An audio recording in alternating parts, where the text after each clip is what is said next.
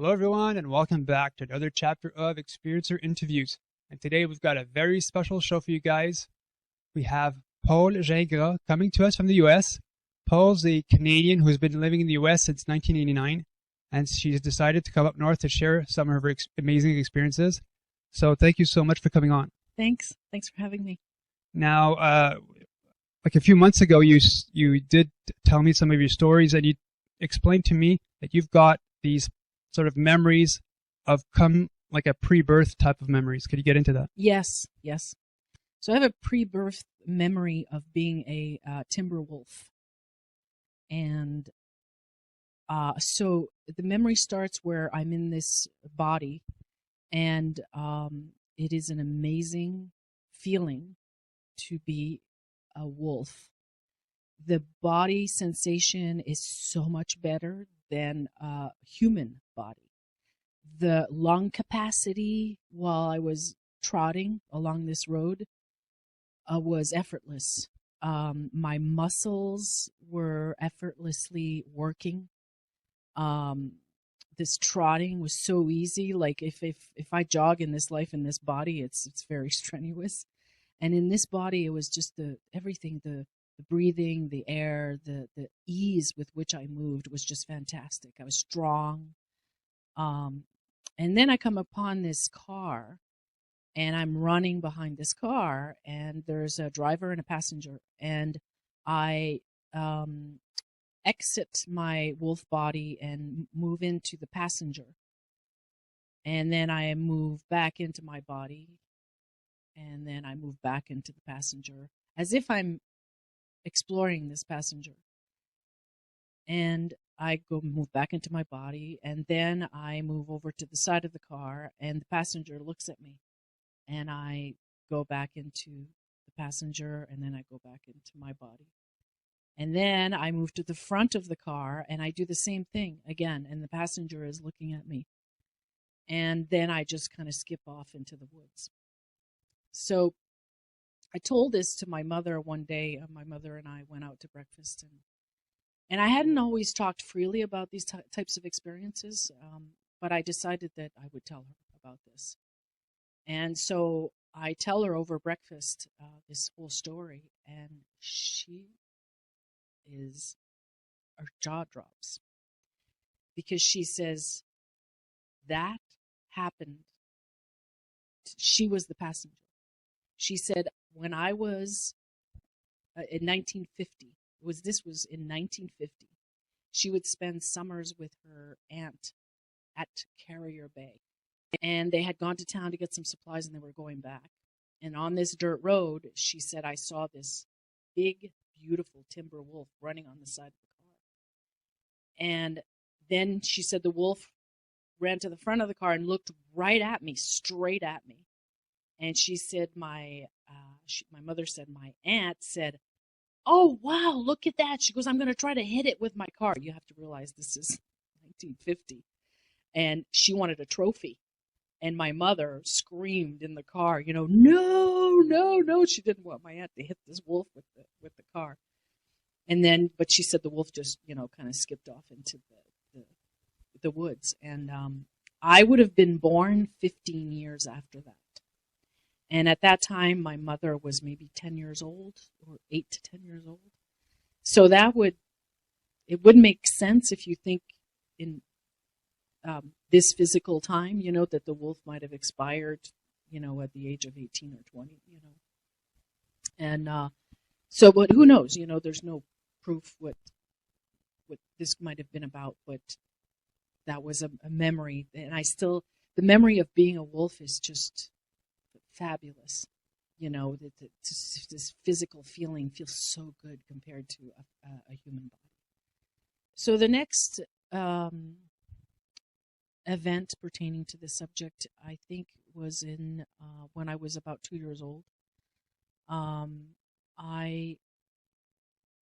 In those days, I can remember being a toddler and not knowing how to speak the language, and know that eventually I would learn how to speak the language. And I remember learning how to walk, how difficult it was to pull my body up and the workout, and I was frustrated. I didn't understand how I couldn't just get up and start walking, and my little feet were like little balls that wouldn't function properly. But so learning how to walk was tough. I remember that. And during that time, I also, maybe when I started walking, I had been outside with my mother and saw some sort of sphere up in the sky. And it's like it was a recognition, something familiar about it. And it gave me a really good feeling, like a feeling like familiar, and I didn't want to forget something. So after that, I would ask my mother constantly to go outside to see this, and my mother she didn't really get it. She didn't understand what I was asking for. I guess I didn't speak that clearly then. So that's the second sort of little story. The third story is more significant. At the age of 4, I started having this repeated dream. So for let's say summer, I remember having a reoccurring dream, a dream that would reoccur every morning. And what it was I would wake up with this hard poke to my back, and I would see this face right in front of my face, and it was a scary, wrinkly, kind of a brownish beige face with 2 little slits for nose, like it had no nose cartilage, and a little straight mouth that was it looked like it was black inside the mouth. And it had a hood. It was a hooded, little, short figure. And that's why I started calling her my little witch, because she was my size. And I actually used to think it was cool that she was my size. And so every morning I would wake up in this way, and I thought, I'm going to try to catch her. And so when this would happen, I started throwing myself under my bed when this would happen, trying to catch her. And she was there. And then I thought, maybe she's in the closet, So then I would throw myself out of bed and into the closet to see if she was there. She was never there. So I sort of got frustrated and thought, I'm going to trick her and I'm going to switch bedrooms. So when she comes for me, I'm not going to be here. So in the meantime, my brother and I shared a bedroom when I was that age. And he had been having these horrible nightmares. And I asked him about this recently because I knew I was going to start talking about it. And I said, is there anything you can tell me about those dreams you used to have at that age? And he said, the only thing I can tell you is that I used to see these big cats in the window, and they scared him, and he would just scream. And I never woke up during these nightmares. I would just sleep right through the nightmares. So, but when I asked my parents if I could switch bedrooms, they assumed it was because of my brother's nightmares. So I switched bedrooms, and this is a little habit that I developed as a child. I would periodically do that, switch bedrooms throughout my childhood. And so anyway, I switched bedrooms, and then something different started happening. Then all of a sudden, the hallway started turning this bluish hue, and when that would happen, I would say to myself, oh no, they're coming. I know what's happening. They're coming. And it was really frightening. It was scary, scary, scary. And then what would happen would be these 3 or 4 or little white looking ghosts would float into the room. And then my room would turn blue, this blue. And then they would pick me up and float me out of bed and float me out of the room into the hallway and out the door. And this seemed to also happen, for that summer. It went from the little witch to this experience. And my mother told me that she once, during that time period, caught me at the door walking out in the middle of the night. And she said, where are you going? And I said, my little witch is waiting for me. We were on a second floor apartment with stairway. And she said, Polly, there's no one down there. And I said, yes, there is. And I can remember telling her, there is. Like, she's there and I'm going. And she said, if I open the door, you're going to see she's not there. And I said, go right ahead, because I was sure that she was going to be down there. And she opened the door, and of course she wasn't there. And I was so confused, like, where is she, So now I know these entities as being interdimensional beings. And so this was all happening interdimensionally. And I think sometimes it felt so physical that I would actually get up out of my bed and, try to catch her or try to go outside. But I think this was happening interdimensionally, that they were, that we knew each other and they were checking up on me, and they're part of my life, part of my consciousness. So I don't feel I'm an abductee. I don't feel I was abducted. I feel like I am a participant, that I am part of this. And it's all about your consciousness. And these beings are part of my consciousness, and I'm part of their consciousness. And they are good. They are not bad. And they are helping me evolve and move through dimensions, learn how to leave my body and come back. Because, we're more than just the small percentage of our brain that we use. But I think when we have these interdimensional experiences, some of us, or maybe sometimes I think every human being is having these experiences. They just don't remember them. And the difficult part of bringing this experience into the physical is that our egos stop us from doing that. It's really hard to merge the two because of our egos. And I think that they are trying to help us merge that. And I mean, I'm a human. I have an ego. I know. I have an ego. So they are there to help us be our best selves, I think. And we have such potential, and our egos just stops us from being our best potential self. And I think sometimes people think they are cold or mean because they have no ego. So they are non-emotional, and they are truthful, factual. And that sometimes to human beings is hurtful. The truth hurts, or it's frightening. The truth is frightening. So I don't think they are mean or dark, or I think they are just pure consciousness, pure truth, because they have no ego, and sometimes that's very difficult for us to handle. So, we've been hearing stories like this since the beginning of time.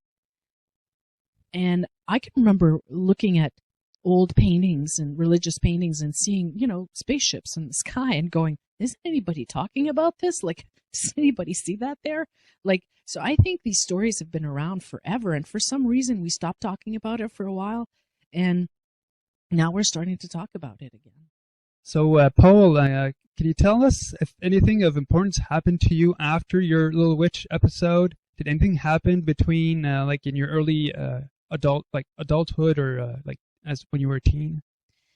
Well, in my childhood, after that, there's not a lot of significant stories other than me loving to look up at the sky and the stars and doing drawings of characters with big black eyes, and even like a mantis-looking bug, and even a man in black sort of looking character. That's the only thing, until the age of about probably 1920. I was living in Montreal. My parents were living in Vermont, and I would come down on weekends and visit them quite a bit. And when I did, I usually would go out. And I one weekend went to visit my parents, and I was going out, and my mother said, "Well, you're going out kind of late," and it was 11 o'clock. And I said, "Well, that's what time you go out. You don't go. Bars close at 1, 2 o'clock." So I remember it's significant to the story because she made a comment about 11 o'clock. And so I get in my car, like I did often, went out on by myself and met up with people. And once I went out, so I was going down the road to a bar that was very close. It was maybe 10 minutes away. And this is in Vermont, rural area. And at the time, there weren't a lot of houses. Now there's more houses built up in that area, but at the time there were no houses in a specific area where maybe 5 miles down the road, my car was stopped. And I was completely disoriented. And I didn't know where I was. I didn't know if I was on a different road. I didn't know if I had passed the bar already. This was a place where there was a little village, then the bar, then another village right after it. And I couldn't tell if I had already passed the first village. I was completely disoriented. And something told me to just calm down and just keep driving slowly. And as you drive, you'll get your bearings back. And so I drove and I got to the first village and I thought, I still don't know where I am. I still don't know if I passed the bar. I was completely disoriented and kept driving. And then finally I got to the bar and I thought, oh, thank God. And so I go inside the bar and look at the clock and it's 12:15, 20 after 12. And I'm thinking, that's not right because I left at 11.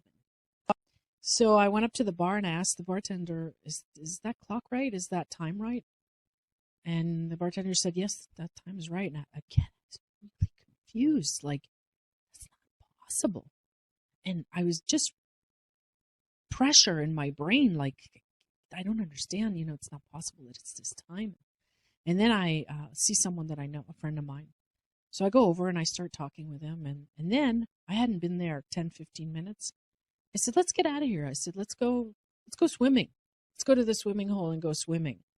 Oh, I don't know. And I'm like, oh, come on, let's go swimming. And so he tells his friends, I'm going to leave with Polly. We're going to go to the covered bridge and we're going to go swimming. So we leave the bar, we go. And today when I tell this story, I think, what's I thinking?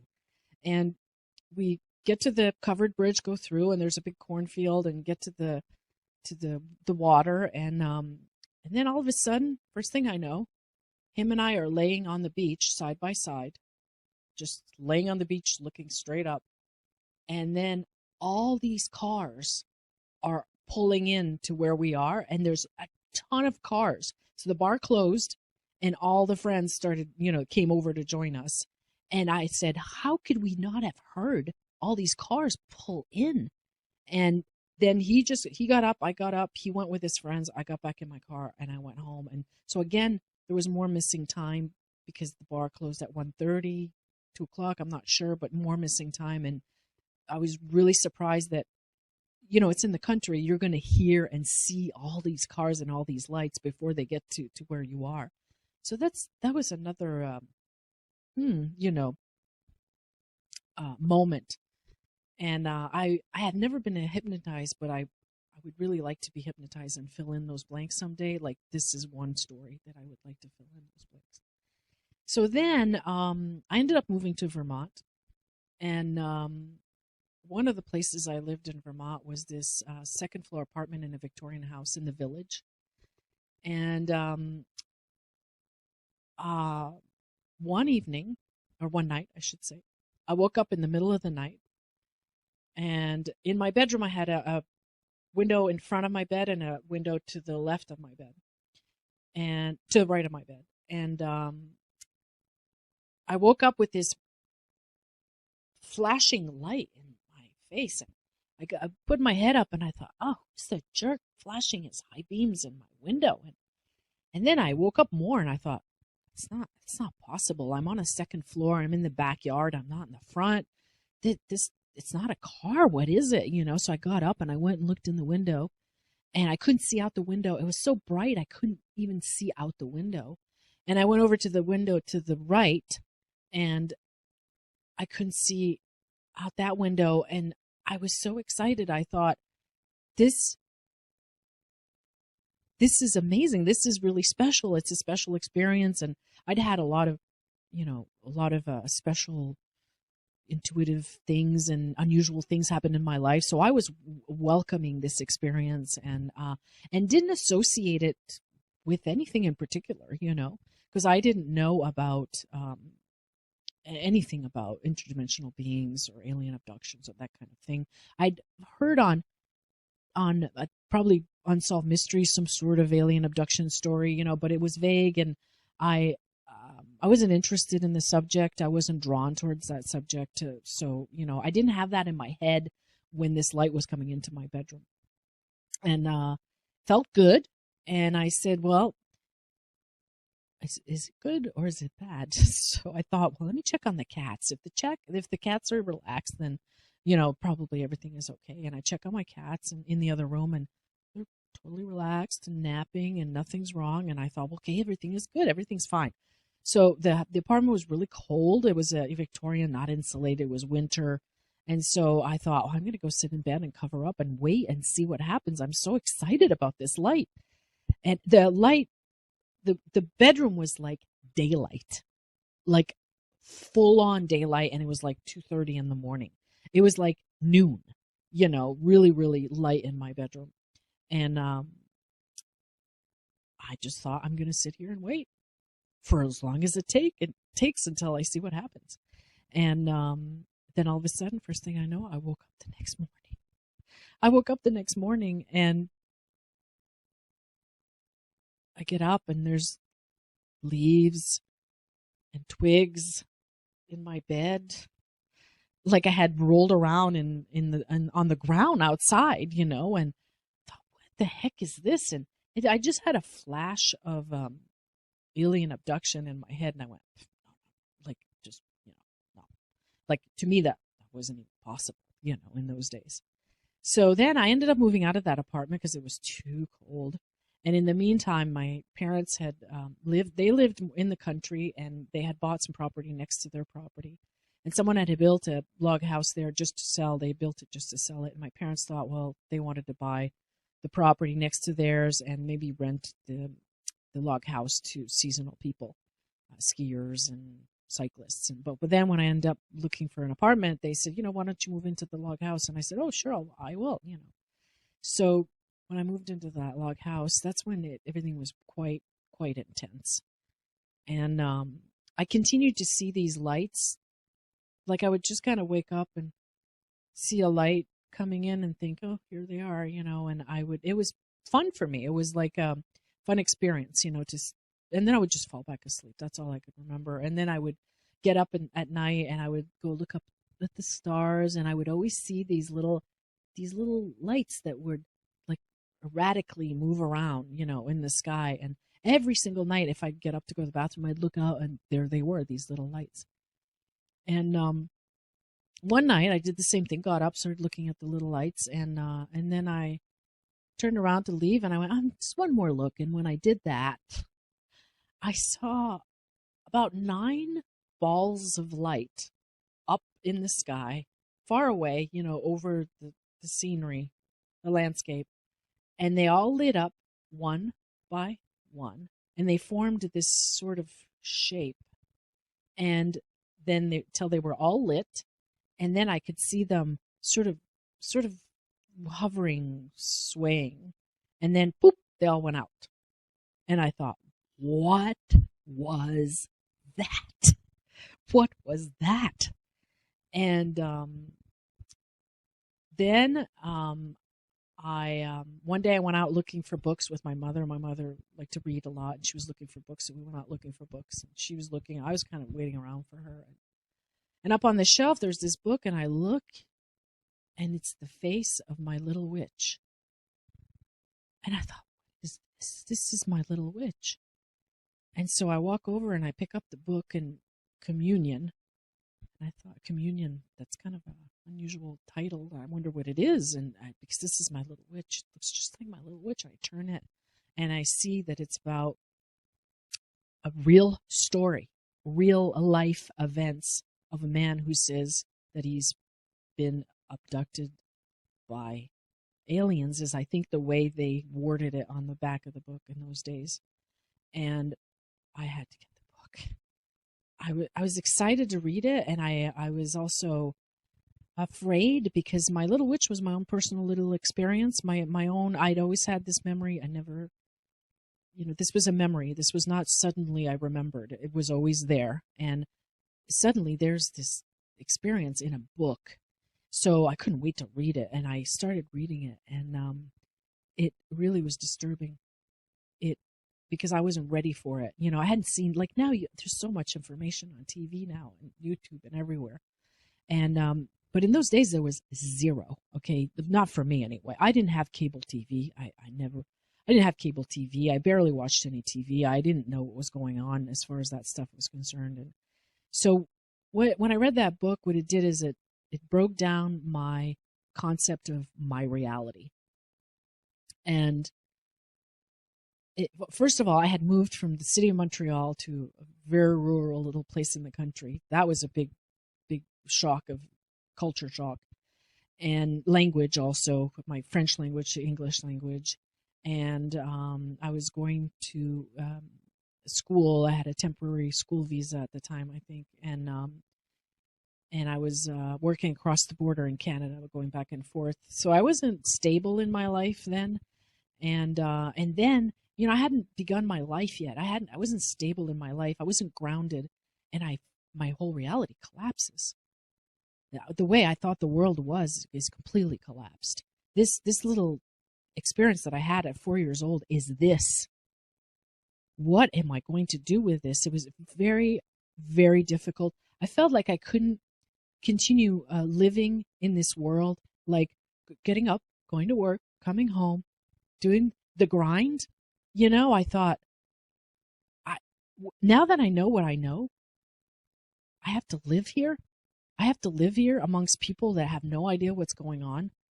And who else knows about this? Can I talk? I can't talk about this.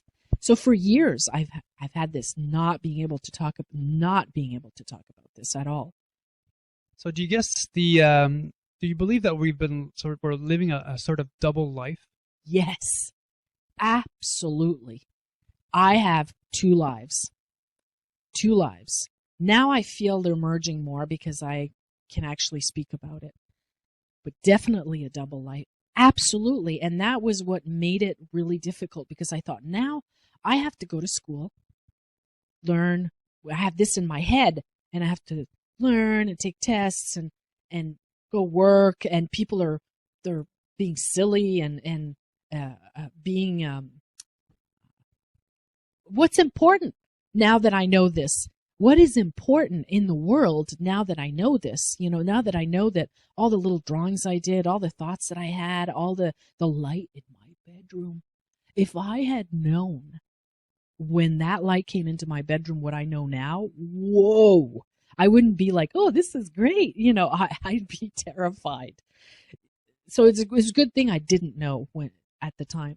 But I am speaking now because I'm tired of this double life. And now that I'm much older, I feel like I've earned it. That I've done a lot in my life. I went on to have a successful business. I did some good things. I ran a nonprofit for the arts. I did end up living a good, normal life. So I'm not crazy. This is, I was able to compartmentalize, put this here and then forget it. People aren't going to understand. You can't force feed people things that they can't understand, and just hope that eventually I'll be able to meet more people or talk to more people that have had the same experience. And so what I would do in those days is I would buy books, because there was no internet, YouTube, or, nothing. And once in a while, an unsolved mysteries, thing on TV, or because I didn't have cable, I missed all those specials that I'm watching now, And so I would read a book and go, oh, God. I read a book that had the spheres in it, and I went, there they are, or the lights in the room, like it's daylight. Oh my God, there it is. So I kept being validated every time I would read these books. But I was still too shy. At the end of the book, they would say, if you've had these experiences, please contact. I was way too shy to do that. I thought, I can't do that. I can't do that. So at the log house, I had multiple really intense dreams and visions and experiences. And after I saw those spheres of light, I had a dream. And in the dream, I was in my parents' house in Vermont, in my bedroom. And these spheres of light came flying through the bedroom window, kind of like this. and then they flew out the other window. And when they did that, on the little spheres of light were sitting little alien fetuses. They were sitting on the balls of light. And on two of those were my brother's children. He had two children, and they were each sitting on one ball of light. And I thought, what does this mean?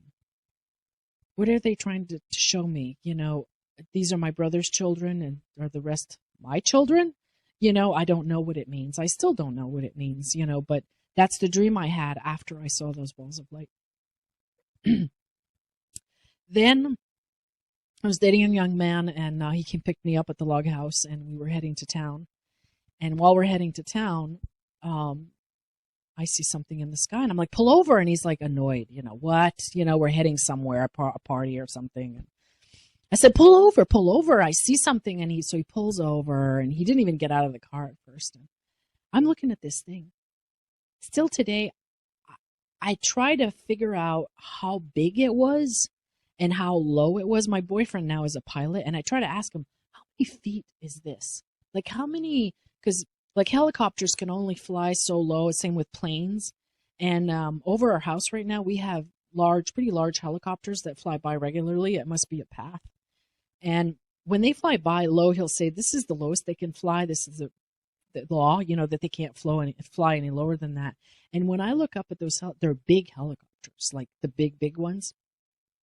And when I look up at them, I think what I saw was lower and way bigger. Big. And I couldn't see the center, but I could see the edges, and it was red and blue lights on the edges. And I have a little drawing that I gave you of that. And there was a low rumble sound. So there was a sound. It was a low rumble sound. And then my boyfriend gets out of the car and he goes, it's just a plane. And I'm like, it is not a plane. I said, have you ever been under a plane when it's landing? Like close? It is loud. Like you'd have to put your fingers to your ears. If this is a plane, we'd be plugging our ears right now. And it's certainly not a helicopter because it's huge. And we can't hear a helicopter. Sounds like a helicopter, you know. It was nothing like nothing. And then we're watching, and then I went, oh my God, there's another one. So there was another one going by, and they were going down the road towards my house. And I was like, we need to follow them. And he's like, no, we're late. We have to go. And I'm like, he can't grasp what's going on here. Like, he's like, it's a plane, let's go. And I'm going, but, you know, you can't. This was quite a while ago. You know, I was 20, I think, at this point. So we got in the car and we left. We didn't follow them. You know, today I'm like, you know, we should have followed them.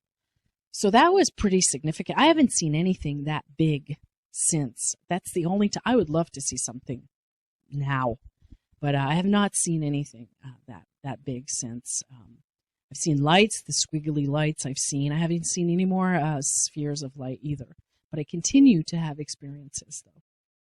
Have you ever tried to contact the ETs through a normal C5? Yes, I've done like my own little C5 where I've asked them to show themselves, and I have 3 different stories that are very recent for that. Not this past summer, but the summer before. I was still in Vermont, and I had been calling them, and I was laying on my right side in my bedroom and facing my doorway, and all of a sudden I felt this really, really strong vibration in my body, like uncontrollable vibration. And I thought, oh no, yeah, I know what this is. Like I called this, I asked for this. So I was like, I know what this is. Okay, here we go. Cause it is frightening. Like when people say, oh, I come down in your saucer and I want to meet you. Yes, it's not that easy. Okay. Your brain has a really hard time. It's hard. It's really hard. I mean, I was vibrating, like shaking it. And I told myself, the sooner you let go, the quicker it'll be easy. The quicker it'll be. So I let go. And what happened when I let go is I left my body, but I was fully conscious. And And then I went, oh, like, okay, like, good. So I could see, so when I leave my body, I can see me laying there. I can see I'm up higher, and I can see my little witch come in. She comes in, she crawls over me, and she goes to my back, and she starts working on my back. And she's doing something on my back. Then I go back into my body, but I'm sort of out of my body, in my body.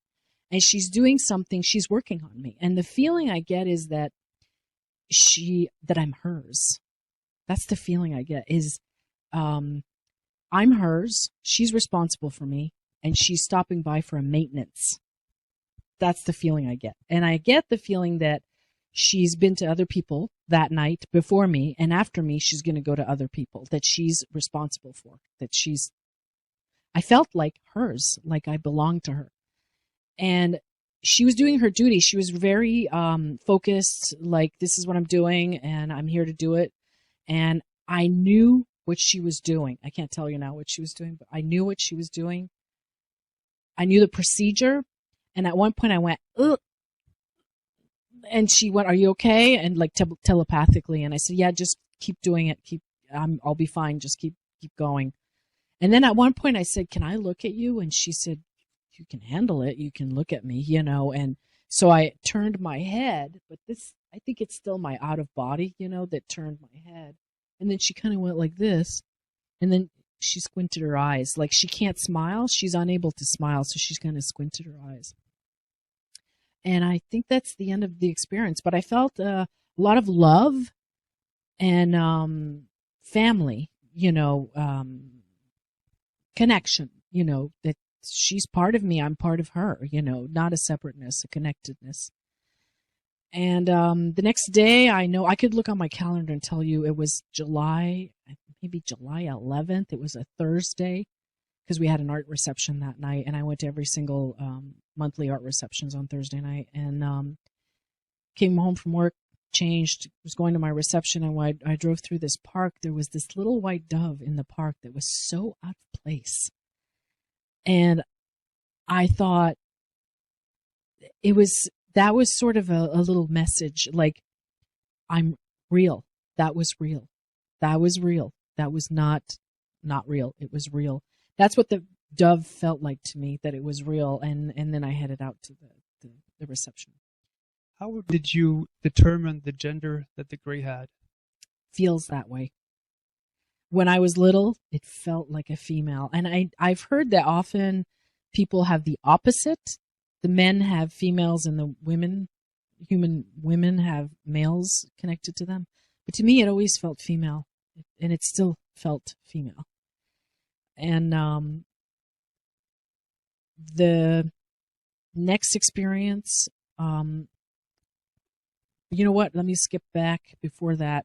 I had an experience where I used to go to bed at 9 o'clock, get up at 6:30 every morning, and I would usually wake up around 2 or 3 in the morning, often, and went to bed my usually 9 o'clock, and woke up, and it was green everywhere. Outside was green, and my house had really, really big wall of windows over a lake. And so the light really came into my house, and everything was green and pretty bright. And I looked out and I thought, I know it's not Northern Lights, because my exposure was southeast, and Northern Lights are northwest. And if I wanted to see Northern Lights in Vermont, I'd have to get in my car and drive, which I did do a couple times and saw beautiful Northern Lights. This was not Northern Lights. It was just all green. So I get up, go in the kitchen, and the clock says 11. I went, why am I up at 11? No, I'm going to go back to sleep complaining. And then I think, God, did a bomb go off somewhere? Like, this is the glow from a bomb, the state of the world these days. You never know. And so I never look at my phone or Facebook in the middle of the night. It's a rule with me. You shut it off, you go to bed, you don't look at it, But I went back in my bedroom and I took my phone and to see if Facebook had anything, major that had happened. I didn't even get to Facebook. It was like 11:40. And I went, whoa, I just had missing time. I wasn't in the living room for 40 minutes. I was there for 2 minutes, 5 minutes, it didn't take me long to kind of go around. My house was 1,000 square feet, it wasn't. And then once I looked up from my phone, I looked out, no more green light. I never thought of looking. Someone asked me, did you look up? I said, no, I never thought of looking up. I wasn't thinking ships. I wasn't thinking craft. I was thinking bomb. I was thinking, oh no, something happened, something exploded, and it was all, but I never looked up. So that was interesting because I hadn't had a missing time memory for a while. And then the Little Witch visit. And then only a couple months after that, I had another visit. And I had the same feeling again, that vibration, but I wasn't expecting this. I didn't call it.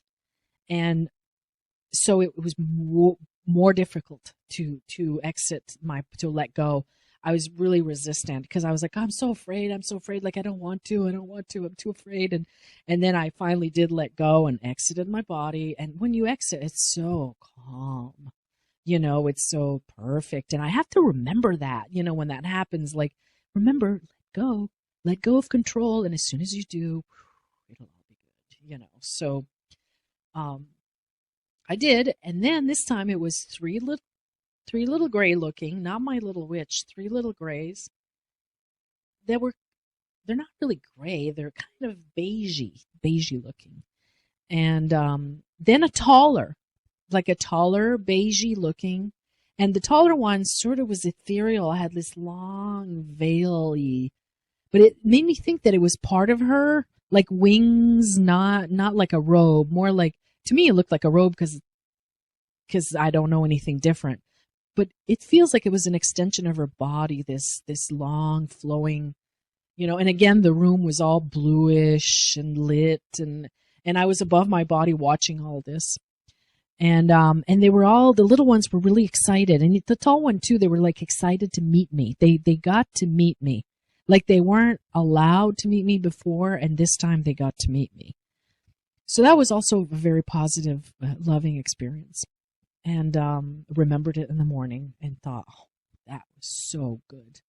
Those are so good. Then that was summer. Yeah, summer. And in the late fall, maybe early winter, I had another out of body, but this time it was not with them in the room. It was, I suddenly kind of, I don't know if you recalled, it probably sounds familiar. When you fall out of your body, it's almost like, almost like you want to catch yourself, and that was the sensation. I went, and then I just kind of floated out, went into the kitchen, and I was like, oh, here we go. And I was having a hard time controlling my movements. And then I looked up at the sky, and there they were. And I went, oh, here I go. Here we go. Here we go. I always say that. Here we go. Here we go. Here we go. And then my feet went up in front of me. My feet went up in front of me, and I went up through the window. And I don't know what happened after that. Then the next time I had an experience that was in the winter, it was the next July 1st.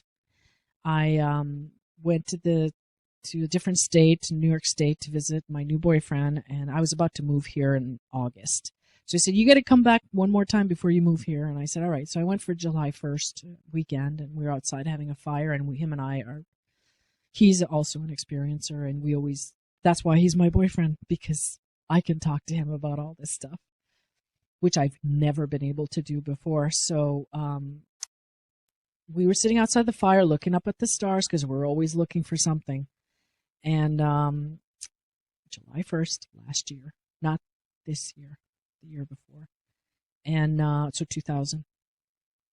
Looking up at the sky, and it's always north to west or west to north. It seems to always be, for me anyway, in that direction. It's never east or south. It's always northwest. So this light came from the north to the west, and it was obviously not an airplane, not a helicopter, not a Chinese lantern, which is very pretty when it floats in the sky. It looks like an orb, but it's not. It's a Chinese lantern. I've seen those before too, Chinese lanterns. And it's way up in the sky, and it's going like this. Wham! Whoa! Woo! Woo! And we're both going, oh! Oh! Oh! Oh my God! And it went on for a while. We're like, and our neighbor's sitting next to us with his artificial fire with his earphones on. So he can't hear us. He didn't know what's going on. And we're going, oh my God, did you see that? Did you see that? And then after it finished, I went, see, when you try to explain to people that it is unmistakable when you see it, it is unmistakable. You cannot say it's something else. It is what it is. And stop trying to explain it. We're all trying to figure out what all this is. We need to just let go of the ego and control and open your heart, open your mind, open your consciousness, and let it happen. And I don't know what it is. All I know is how I feel, how it makes me feel. And I feel it's about my consciousness and about my evolution and about human evolution. And in the long run, it'll be better for the earth if we evolve, and it'll be better for humanity because we won't get kicked off. So when I was little, I did have, it reminds me of, you asked me earlier about when I was little. When I was little, I was very concerned for the environment and very concerned. So I don't know where I was getting that from. And I gave you my little drawings where I drew a picture of a one that looks like a gray, even though he's got a long nose. He kind of looks like a gray because he's got a big head and a skinny body. And he's over this cliff and he's sad. He's very sad. And I remember my mother saying, oh, why do you draw such sad things? You're a child. You should be drawing like flowers. And I said, no. I said, that's what my feeling is this morning. So probably I was in Vermont. We'd come to Vermont on weekends. We'd go to Vermont on weekends. And I was like, it's just what I was feeling today, And I said, I told her I was concerned for the environment. And today all the pieces are come together. But in those days, it was just thoughts in my head and concerns I had. And by the time I was, I think 20 or 21, I stopped eating meat. I couldn't eat meat anymore. I mean, I couldn't do it. With knowing what I knew about how it was produced and how it comes to the supermarket and all that, I couldn't do it, and what it does to the earth, and it depletes fields, and it's just not in balance. With when we used to be farmers and we had our own little animals and harvested our own little meat, and we weren't overindulgent about all this, or when people went hunting. I'm not opposed to hunting, because that's more natural and in balance for me. But this mass production of animals is not okay. It's just okay. And so, where did that come from? These strong feelings where I just decided that's it, I'm stopping, And I remember when I did that, I was at the log house. And my mother was so, well, you're going to die. If you don't eat meat, you're going to die. And so she gave me this multivitamin, and you have to take vitamins, well, during that time also, I woke up in the middle of the night with such severe abdominal pain after I stopped eating meat. I had and I'm not a drama queen. I don't go to the hospital. I don't go to the doctor. I don't, unless I'm dying, I'm not going. And I called her, and we were in Vermont, and I still had my Canadian insurance. We were close to the border. I said, you have to bring me to the ER. I think I'm bleeding internally. Like, I think that was also a related experience because it was so extreme, and I'm not extreme. I'll suffer through it. I'm not going to do that. But I called my mom. She came and got me, went to the hospital, and they just gave me like a painkiller, and sent me back home. And still today, I'm like, that's never happened to me before or after. But I don't know. You did explain later that you had a boyfriend and you were able to, share these experiences with. But did you have any go-to person back then when all of this started that you were able to go to, share these experiences with, and maybe have like a sort of feedback? Well, before before I found the book Communion, I didn't talk to anybody about anything because they were just, I didn't really know anything was going on. But once I read the Communion book, the only person that I could talk to was my mother. That's it. Couldn't talk to anybody about this. No one. And that, of course, didn't help matters. I didn't start talking. Actually, maybe while I was still in the log house, I had a young boyfriend then who I told some things to, but I remember telling him some stuff, and at one point he plugged his ears and he said, "Stop, I can't handle it. Like, it's too much for me." And I was so disappointed. I was so like, I couldn't talk to him, so I understood, he can't talk. But my mother, I would talk for hours with my mother, and she would just listen to me like fascinated by what was going on, so she was a great support. Thank God, at least I had her. But then throughout my life after that, I really didn't no, I kept this to myself. And every time I dated a new guy, I would kind of, test him out, and it wasn't good, it wasn't, even if I had like fun psychic experiences where I had this one young man that I just loved. He was a good young man. He's still a good man. And, I wanted to take him on this long walk to all my favorite places in Vermont. And we were going to walk for all day. And we were young, so we could do it. And, went to sleep thinking and talking to him telepathically, because we weren't together in the same room. I was saying to him, tomorrow when we go on our walk, could you please not wear a watch? Because I would like us to just go on a walk and not think about time, not think about anything. And I just would like you not to wear a watch. And then I fell asleep. And the next day, he picked me up and we drove over to my parents, and we parked there. And then before we got out of the car, we were getting ready to get out. He goes, "Oh, just a minute." And he took his watch off and he put it on the dashboard. And I went, "That's great." But I didn't say anything. I just thought, "Oh my God, he heard me." Maybe he doesn't realize it, but he heard me, because who does that? It's still today, I think that is so cool. What a cool thing. So him and I have a beautiful day. Who knows, we could have had some missing time because we had no watch and we weren't thinking or paying attention to any of that. We were gone all day long. And I brought him to beautiful swimming holes and country roads and all that. And then I was bringing him to one point, and then we were going to go home after that. And so we were on our way back home. I thought, I'm going to tell him. So I told him, last night before I went to bed, I told him what I did. And he said, he goes, I don't think I like that. And I said, why? And he said, I don't like you being in my head like that. And I said, well, I'm not controlling. I can't control you. Like, I'm not mind controlling you or anything. But to him, he was actually a military guy too. And we were really young. We were, maybe by then I was 24, I think. And I was like, I don't have that power. I don't have that power to control you. He goes, yeah, but you asked me to take my watch off, and I did.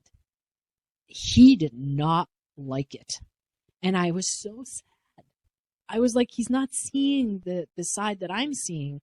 That's how wonderful that we can communicate telepathically. It's just a communication. It's not a mind control. I mean, to me, a part of him was communicating with me and accepted to take his watch, agreed to take his watch off. It wasn't, and I was sorry that he didn't see it that way. Well, I don't know that we had another date after that. We remained friends. We're still friends, but we did not have another date after that. And so that kind of set the tone for me, where after that, if I met men, I was like, if I liked them, I didn't want to ruin the relationship, but it would never go any too far, because how can I commit and have a marriage or a serious relationship with someone that I can't share my secret life with? And it was present.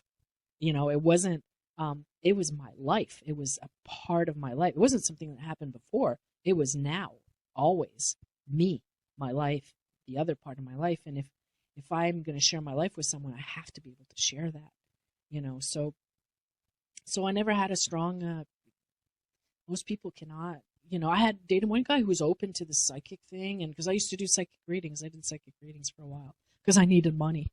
And I was good at it. I was really good at it.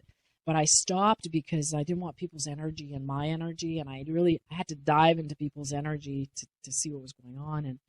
And all people wanted was to know, am I going to have money? Am I going to fall in love? That's all they really wanted to know. And if you told them, try to help them evolve and grow, they weren't really open to it. They were, tell me if I'm going to make money and if meet the man of my dreams or whatever, so I stopped. But the one guy I dated was open to that. I hear you're psychic. I'm interested in that, but then once we started dating, he wasn't open to it. He was not open to it. And, so it broke up relationships a lot for me, where if I had premonitions, I dated a guy where I had a really horrible premonition about something, and he was so annoyed by me. He would come home and say, "Why is the door locked?" Every time he'd come to my house, he'd say, "Why are you locking your door?" And I'm like, "I'm locking my door. I'm sorry, but I said I have a feeling that something's going to happen. It's not me, but it's someone else." But I said I just feel more comfortable locking the door. Well, yeah, he was annoyed by that. He was not open. So that's just an example of, throughout life, no support, no at all, and annoyance, annoyance from people it's annoying, this kind of stuff. So I shut up about it. I didn't really talk to a lot of people. I had some close friends that I said some things to, but not everything. Only go so far, because people will be afraid of you. They'll kind of go, whoa, like, wait a minute, so I didn't want that. I own my own business and I had a lot of clients, and I didn't want to. Now I'm retired. So that's why I'm talking, because I don't have, 150 clients that are going to go, what, but, now, I'm hoping people will be open-minded and know that since they've known me for as many years as they've known me, that I'm just a normal person. I'm just a normal person, but this is another aspect of my life, and I believe it's an aspect of every human being's life, but not everybody can look at it. Not everybody can open up their consciousness, but whether they know it or not, their consciousness is connected to this. I feel like we are all one. We are all connected, and that as far as space or underground or in the sea or in the stars, I think we don't understand space-time. And when astronomers say, well, it would take way too many years for people to travel here to come and see us and blah blah, it's not like that. It's a space-time that we don't understand, that they get here interdimensionally. And I don't know if they're in the stars or if they're underground or if they're on Earth in a different, maybe even just right here, right now, but in a different dimension. So we're not, aware of their presence. But I think we're all one, and we're all in this together. I don't think we're separate. I think we're, humans, just our own race. We have this feeling of separateness so much.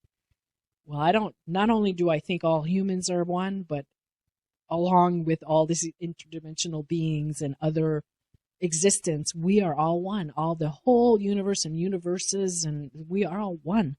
But we have a hard time accepting that concept because of our ego. Our egos are too big. And I'm one of them. I have an ego. I admit it. But when you have an ego, it's a struggle, to have a pure consciousness. And I think those creatures or beings are pure consciousness. No ego. And we should strive to get closer to that. I don't think being a human is possible without ego.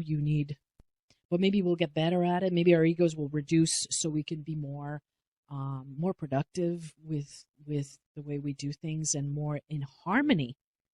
We need some harmony. We need to live in harmony with the planet. This beautiful place. We're such brats, running around creating all this terrible things. We need to bring down the ego. So Paul, now you've talked about apocalyptic situations, and that humanity's really creating one hell of a mess on Earth. Did the ETs ever show you certain images or videos about apocalyptic events? Definitely, and that started at a young age. And I think when I would have my visits with them, what I would come back with was more of those images, and not images of them, but more of what they were trying to tell me, to show me. And I would get it would come out in dreams also, having end of the world dreams, apocalyptic dreams, and I can't watch apocalyptic movies, end of the world movies, zombie movies. Oh, I can't watch any of that stuff because it feels too real to me. You know, when there's only two people left in an area, and they're that anguishes me so much. You know, so yes, what it seems like when I was in my youth, that was what I took out of it. My experience with them was a lot of that, a lot of take care of nature, take care of animals, live in harmony. You know, a lot of that in my youth, and then of course that is what I grew up feeling like. You know, and I still am very conscious of that. You know, very conscious of what I throw out, what I buy when I buy it.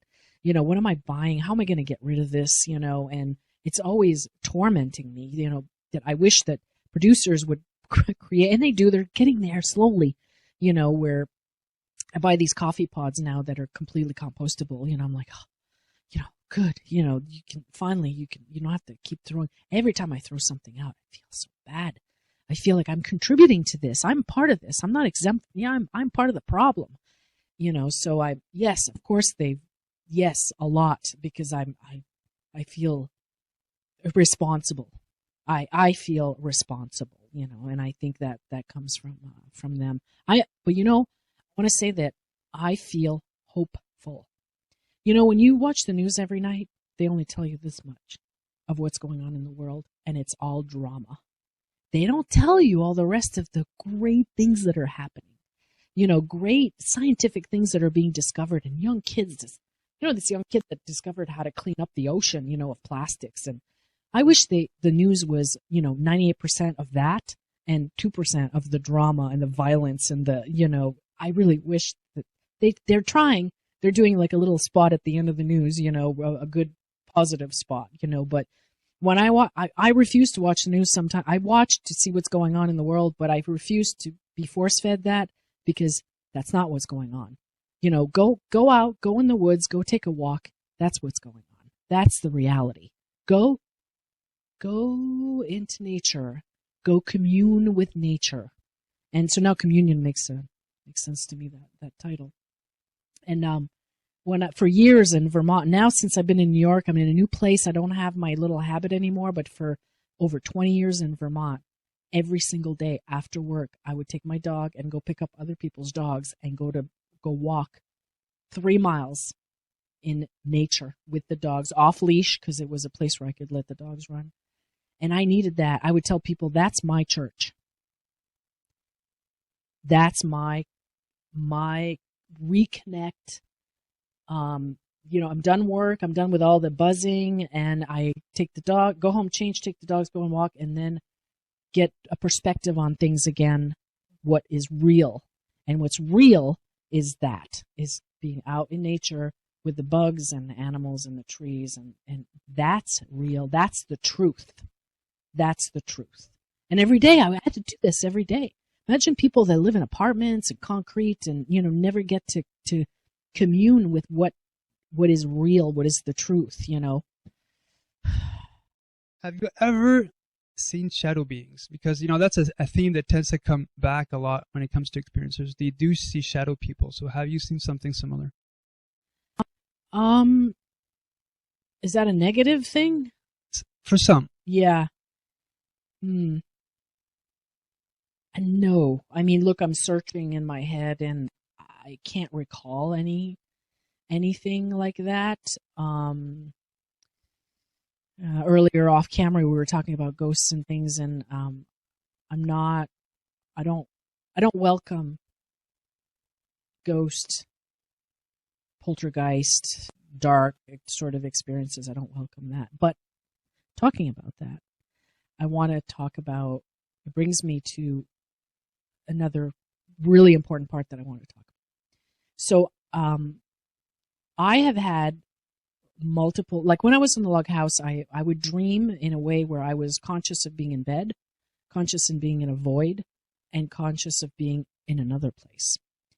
And my, one of my first experiences like that was looking I'm laying on my back, I'm looking up, and I had this dream after I saw the two big ships.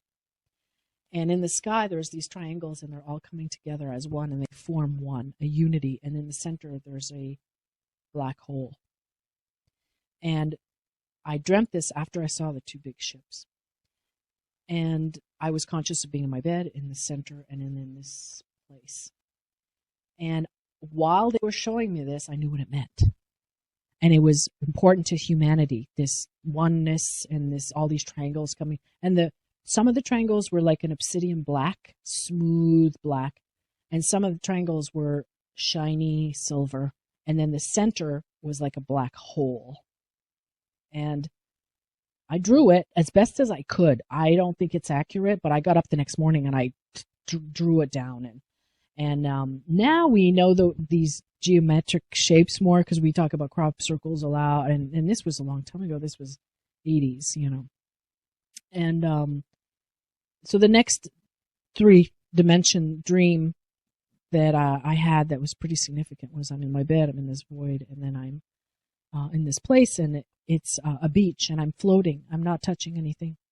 And there are dolphins swimming in this water.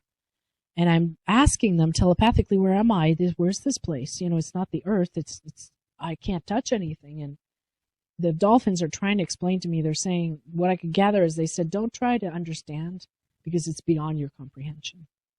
But you can't stay here and you're not going to touch anything here. You know, you're not.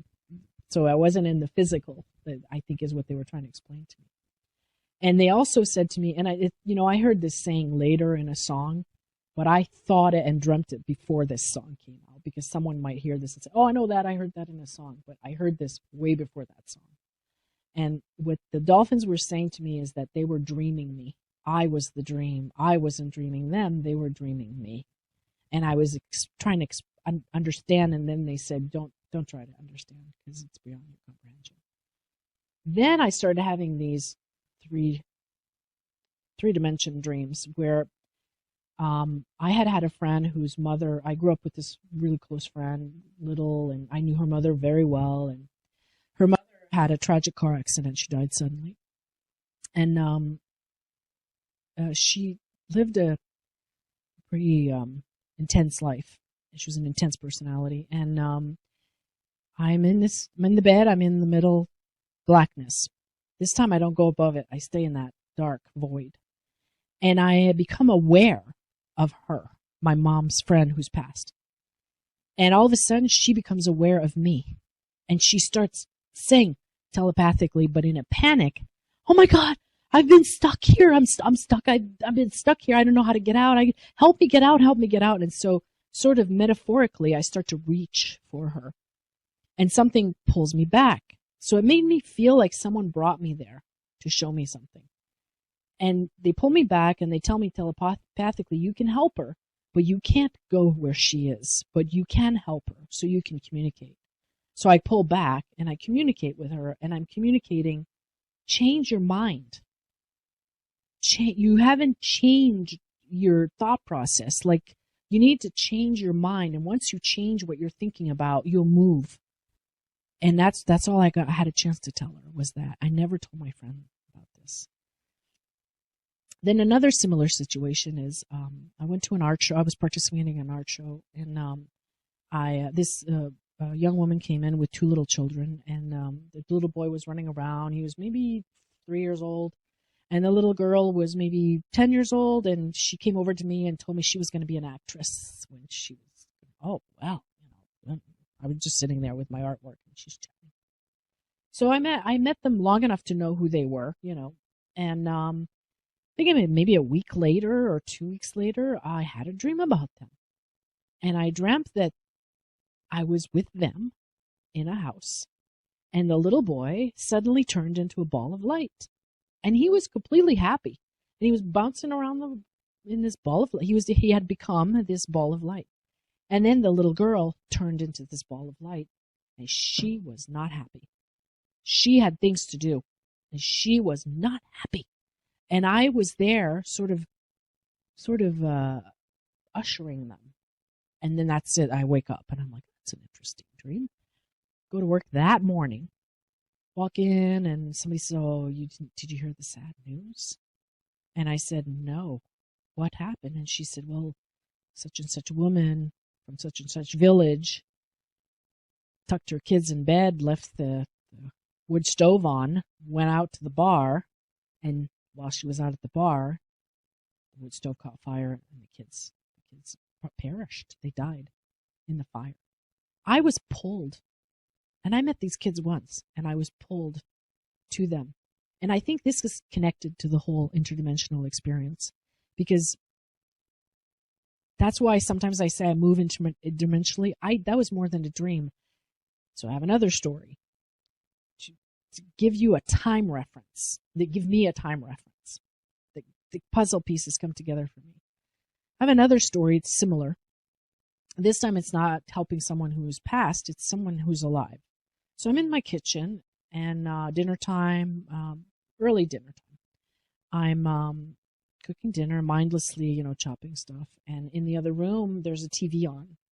And this is real life. This is real. I'm cooking. The TV's on in the living room. And a show that comes on every day at 4 o'clock is on. And I'm listening to it from the kitchen. So uneventful. But I was sort of absent-minded, when I was cooking. Go to bed that night, and I have a dream. I have a dream that this 4 o'clock show is on. I can hear it in the background. And I kind of left my body and went over to this woman's house that I know, who's a client of mine. And I sit next to her, and she's napping on the couch. And I sit next to her, and this show is on. I hear it. And I talk to her telepathically. And I'm telling her, you do these things, and you have to let that go, and she's saying, no, I need to work on that, and I need to, and I'm like, and I'm helping her through this state she's in. And she's sort of in a depressed state. And that's it. That's the dream. And I wake up and I go, what's that all about? I could hear the show in the background. So I go to work, go in, phone rings. It's her. That's pretty normal for my entire life. Things like that have been happening to me, where you think of someone, they call you. So I go, hi. And she's like, yeah, can you get me in today? And I'm like, yep, come on in. I can get you in. I have a space for you. She comes in, and she happens to be open to, and I know her well enough that she's open to this kind of thing.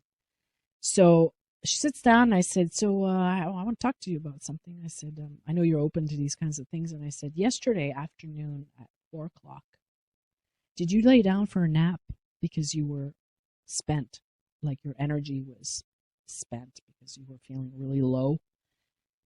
She said, yes, I did. And I said, okay, so I told her what happened, the dream. And I said, the reason I know it was 4 o'clock was because I was awake. I was fully awake in my kitchen chopping vegetables. The show, but I did this while I was fully awake chopping vegetables. My consciousness went to her. So that gave me a clue that while we're awake, we do things that we're not even aware of.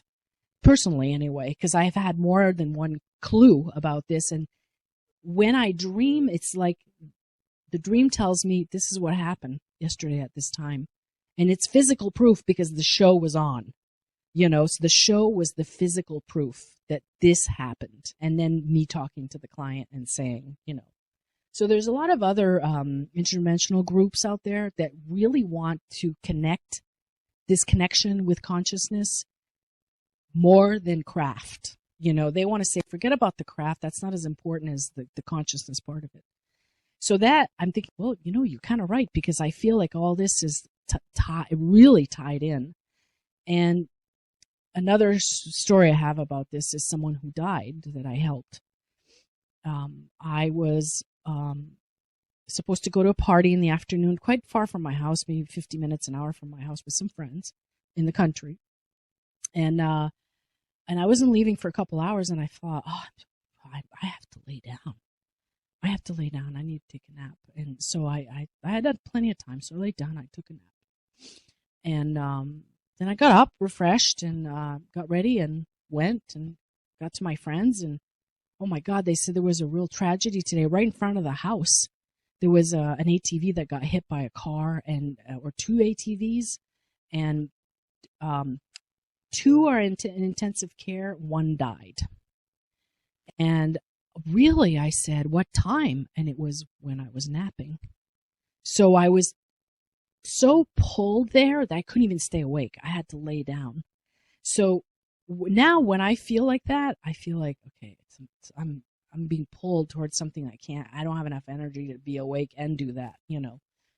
So I went and walked up and down the road to get the vibe while everybody was inside, you know, chatting, and I just walked up and down the road, and then I went back and took it. And that night I just went across the road to a friend's house to sleep, and so I wouldn't drive back home. And that night what I dreamt was that I got up, got into my SUV, pulled out of the driveway, drove down the road, and there's this guy that had passed away. And he's like hitchhiking. And I pull over. He goes, oh my God. He goes, I've been here for hours. Everybody keeps driving past me. He goes, I need to get out of here. And I said, well, I don't usually do this, but I said, I'll give you a ride. And he said, oh, thank you so much, because I don't know how to get out of here. He didn't know he was dead. He didn't know that he could move beyond his body, just like my friend's mother, who was stuck in this almost purgatory place, you know, where she couldn't move beyond.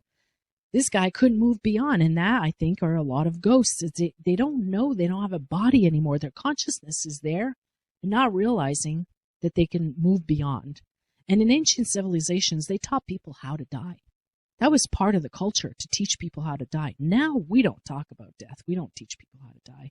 So when people die, a lot of them, I think religious people have a religious experience, which is, I think, good, because they need a place to go. And people who may not have a belief or some place to go are stuck. And maybe if it's violent, they're stuck because it's so sudden that they don't know what happened. Their consciousness is still there. So to me, his consciousness was still on the road going, I can't get out of here. How am I going to get out of here? And then I came along. He hopped in. And it's almost like I created this scenario for him to help him.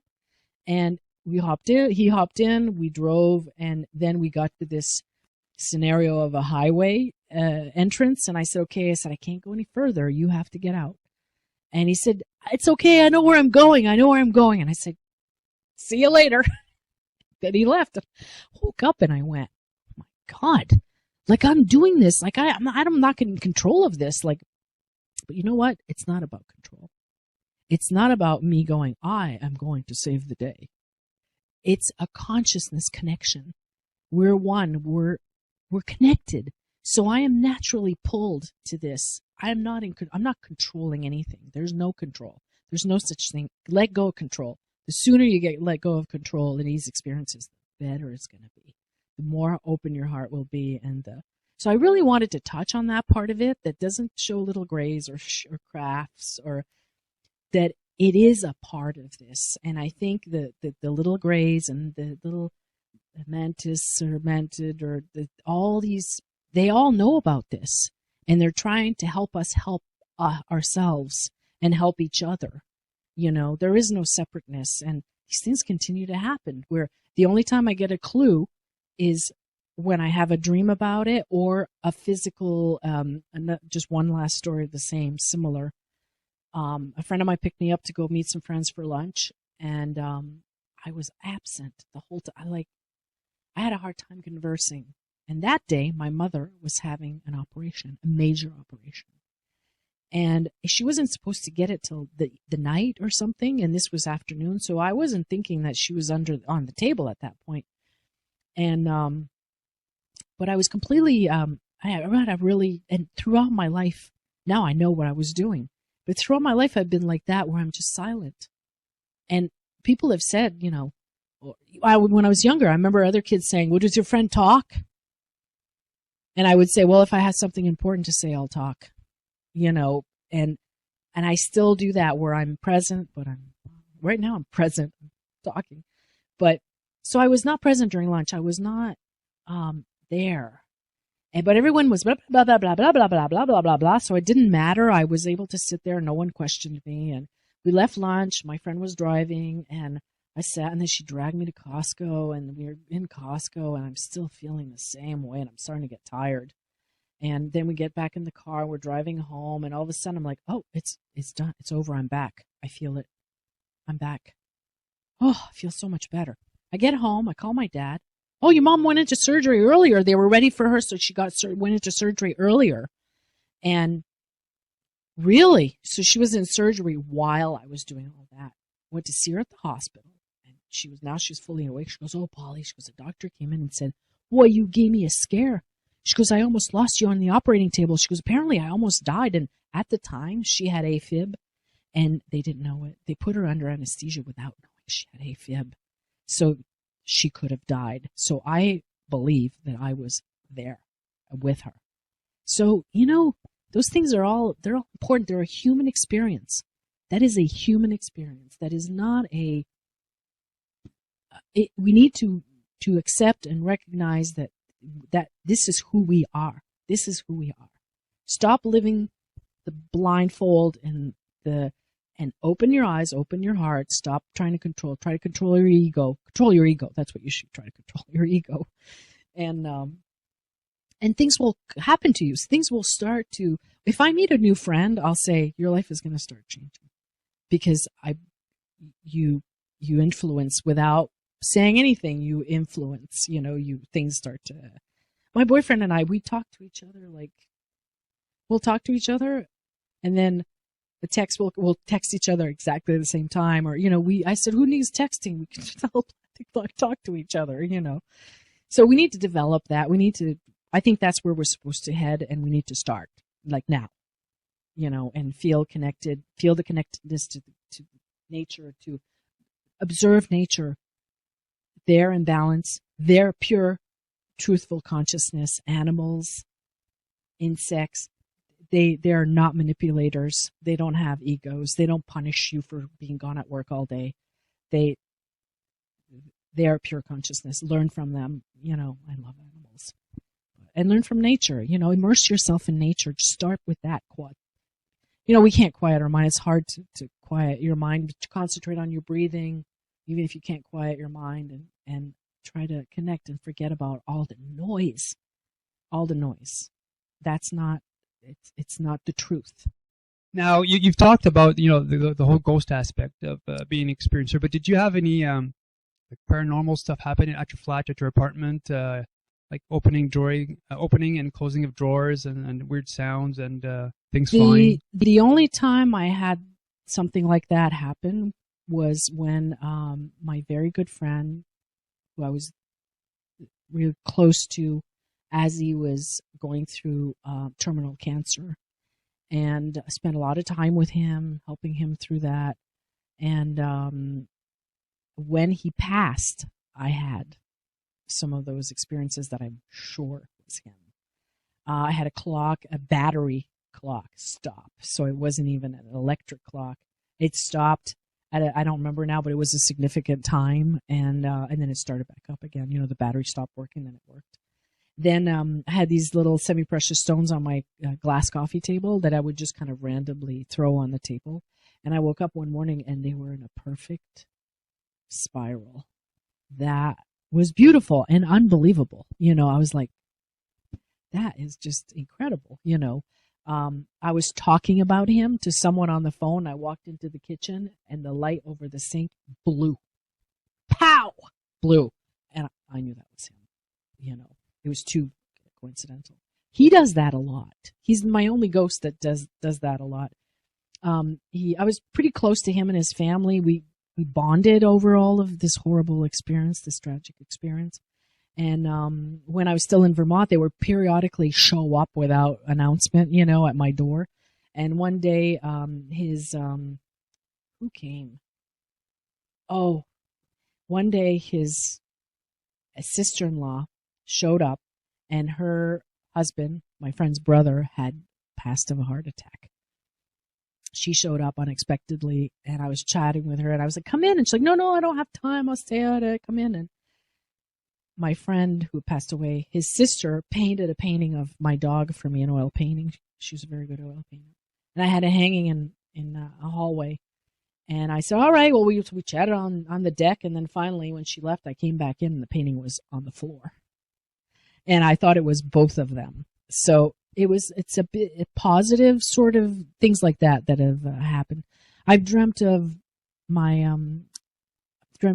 grandfather And he's, what are you doing here? Like, I'm not supposed to be there, you know, you're not supposed to be here. And I'm like, I know, but I snuck in, you know, things like that. But you asked about ghosts. Ghosts in the house, that. One time I went to a famous psychic was doing, we all got together and paid for this famous psychic to come, and we were maybe 8 people in the room. And when she got to me, the lights started flickering. And she goes, oh, I feel there's someone here who's artistic, and he's showing off. She goes, he's showing off, and the lights kept doing that. And then I wondered if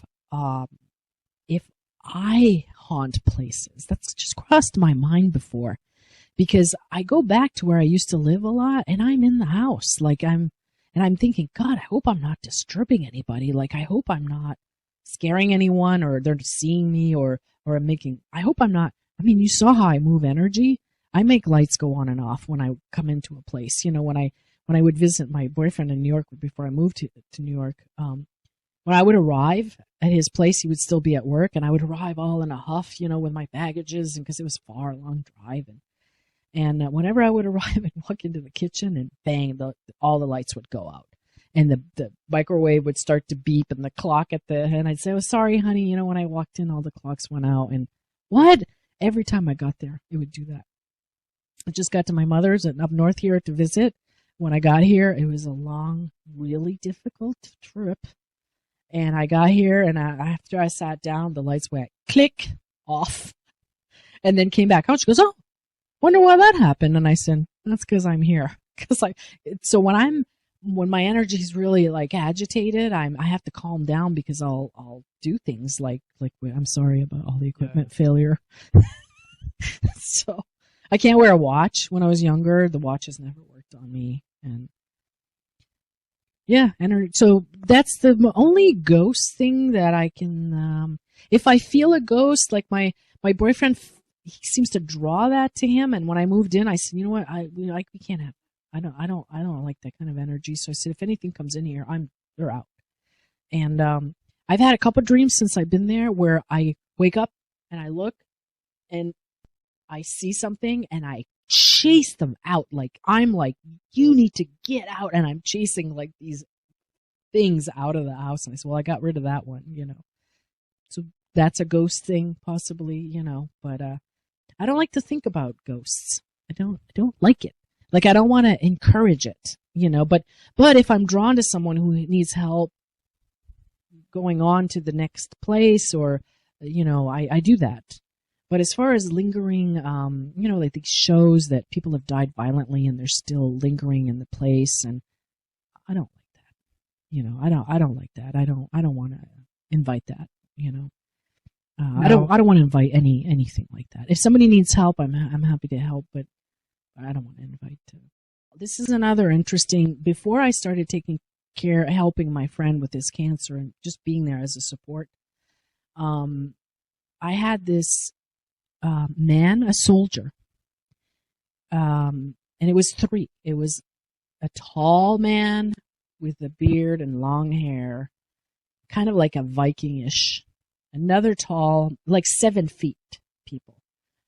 The other one I couldn't see. I couldn't describe you what it looked like. And then this other man who's a soldier in fatigues with a buzz cut, big, 7 foot, kind of bigger than a normal human. And I'm with him in a craft. I'm with him in a craft, and it's kind of more of a rectangular craft. And he's laying on a cot, and I'm tending to his wounds, but it's spiritually, like, yeah, I'm tending to his wounds. And he looks at me, he goes, you know, you realize we have to go back. And I went, yeah, I know, we have to go back. And then we're back, and I'm at a rose bush, and it's red roses, and I know he's behind me, and I look back and I smile, and he's there. And this one, he takes hits for me. Like, he's a protector, and he takes hits. And he was telling me what I was about to do, that I was about to take care of a friend. And I was like, no, I don't really want to do that.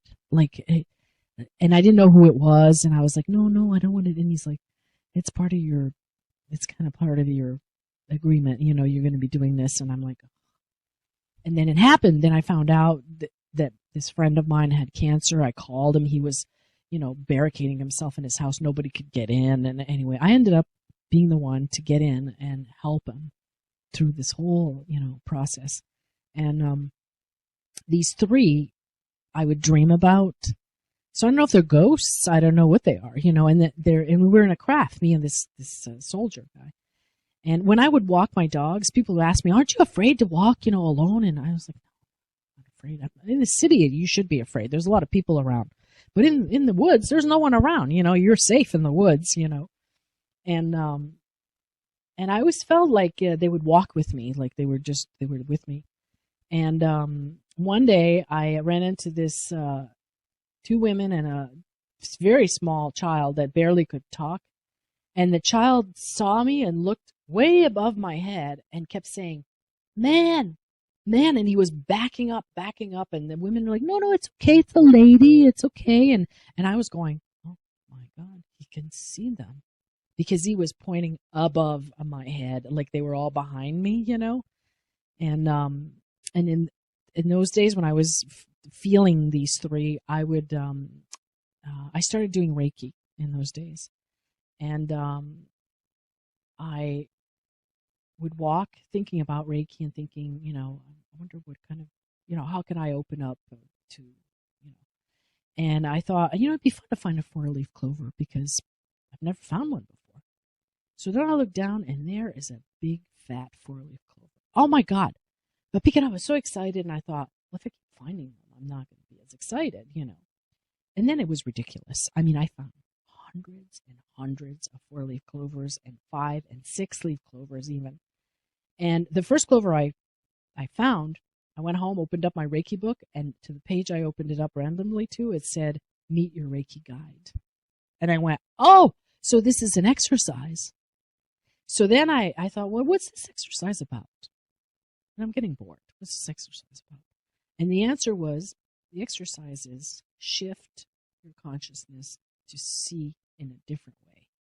So then I thought, well, maybe that's why some people see craft and some people don't, or aliens, or have, because they're able to shift their consciousness easier. Maybe we do it naturally without knowing, and some don't, some do. And so when I would walk, if I was agitated and angry about something that happened during the day, or never found a 4-leaf clover, but if I would calm down, open my mind, do the exercise, shift my consciousness, there they were. And I wouldn't be like looking for them. I'd sort of be glancing, and I would detect. I'd be like, oh, there's one there. I know it. And it was almost like it was my third eye that was seeing. And this was an exercise. That's what it was. It was an exercise in moving my consciousness. And somehow it started with the Reiki. Now I practice Reiki anonymously, you know, but I don't practice, you know, I don't make appointments with people to practice Reiki, but I'll send Reiki constantly to situations, to especially little kids. When I see little kids, I'll send them Reiki. If I know someone's not well, I'll send them Reiki, you know, I'll Reiki me for protection, or, you know. Are you aware if the ETs ever took any, like, blood samples from you, skin samples, or they might have put something in you? Yes. So I have the infamous scoop mark on my left shoulder. I've had it for a long time. Never knew what it was until I read about it. So I'm assuming that's a scoop mark. It is a scoop mark. And another thing I had that I noticed from the time I was 4 years old were these hair-thin little scars right here on my wrist. And I would always look at them as a little kid and say, I don't remember how I got this. Because it was never a scratch. It was always a scar right there. I had 2 forever. And now there's just faintly 1 left that I can see. I also feel like this is connected. And when I touch in this area, I have a hole there. I could show you after the video. There's a big dent in there. And I was like, I had my boyfriend say, there's a dent here. Like, touch the other arm, there's no dent. Here, there's a dent, and there's no dent. Like a dent. I don't know. Then my nose. Whenever I sleep on my right side, when I sleep on my left side, my right nose just completely like plugs. And I always feel like I have an implant right here because only because of what I've heard or read from others. So this is not a memory. I don't have any memory of being on an operating table, and I have zero memory of any kind of medical procedure. I don't have any memory of that ever. I would like to get hypnotized and fill in the blanks for those missing times or all questions I have, So right now I'm working on writing a book. It's hard because I'm not a writer, but I'm working on it. I want to do it. I'll do it. And once I'm done with this book, then I would like to be hypnotized. So I want to get all this out. Then I want to be hypnotized and maybe write a second book with the hypnosis. What happened, So what did happen? The night that I had missing time on the road in my car. What happened that night that there was a light in my room and I fell asleep? What happened that night? I don't remember. There was one night, my new place, went to bed, my boyfriend and I said all of a sudden, oh, they're here. What? I said, where? And I'm like, wait a second. No, they're here. I can feel it. And then I went, oh, yeah, they're definitely here.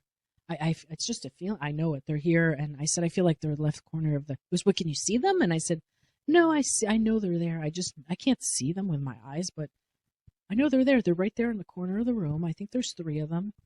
And they're kind of like, okay, you're in a new place. Like, because I just moved there. You're in a new place. We're just checking on you. And then all of a sudden, there was a flash of light. The whole bedroom lit up. And I said, did you see that? And he said, yes, I did. I said, oh, thank God you didn't have your eyes closed, And then we were quiet, and then there was a bang. And he went, that was thunder. I said, no, it wasn't. It wasn't thunder. There's no thunder and lightning. There was no thunder and lightning before or after that, and it was a pretty loud bang. Because you think that was them leaving? I said, yeah, that's what I'm assuming is them leaving. And I said, that was a gift. That was a gift because we're fully awake. And he goes, well, I don't want anything scary. Please don't, I said, well, sometimes it is scary, if you want to have an experience. Even since I've been there, I've had that shaking feeling that starts, and I'm like, oh, no, I can't do it, and I don't remember anything. That's the other thing I think my personal opinion is, I don't think that they give people anesthesia or, not anesthesia, amnesia. Thank you. They don't give people amnesia. When a human has a traumatic experience, we see this in children. Yes, children that have traumatic experiences, they black out. They leave their body and they don't remember anything. And years later, they'll remember that they had a traumatic experience. So it's a very human brain. The human brain is wired so we can survive. So when we have this type of interdimensional experience, sometimes it's just too traumatic. It's too much. And I know myself, like, I have a slight memory of the car missing time where I'm seeing them around the car and going, oh, I know what this is. Oh, I know what this is. And I let myself go. I give up control. I let myself go because it's too much. It's too much, So then I forget because my brain can't handle it, because I can't handle it. Not because, and when they tell people you won't remember this, it's not because they're saying we're going to make sure you don't remember. They're not saying that. They're truthful. They know the truth. And the truth is you're a human being. If you can't handle this, you're going to black out and you won't remember because you can't. You have to be able to have a place to put this, So that's my opinion. I feel pretty strongly about that it's us. We're not a victim of control. I don't feel we're being controlled. I think we're participants, and we're ego driven. And so we speak as if sometimes we are victimized. We are not in control. We're being made to do. That's the ego talking. Because if we were to elevate our consciousness, we would realize that we are participants. We're all part of this. We're not victims. Take your power. Take your power. Know who you are. You're incredible. Stop behaving like a egotistical, take your power, take responsibility, open your heart and your consciousness. Oh, that's beautiful. So let's call it a night. Okay, we've perfect. been at this for a while. Good place and, to end. Yeah, I think so. So thank you so much for coming on. It's been a blast. Pleasure to meet you face to face. Finally, after like I 2 know. years. And to those watching, I hope you enjoyed today's episode. More interviews coming up, and I'll see you guys next time. So take care, everyone. Hello, everyone. This is Mr. Gray, and thanks for watching today's episode. If you are an abductee, contactee, or experiencer, and you believe that your story could help others, please feel free to contact me through my YouTube channel email. When it comes to experiencers, the ET phenomena, and the future, remember, truth will out.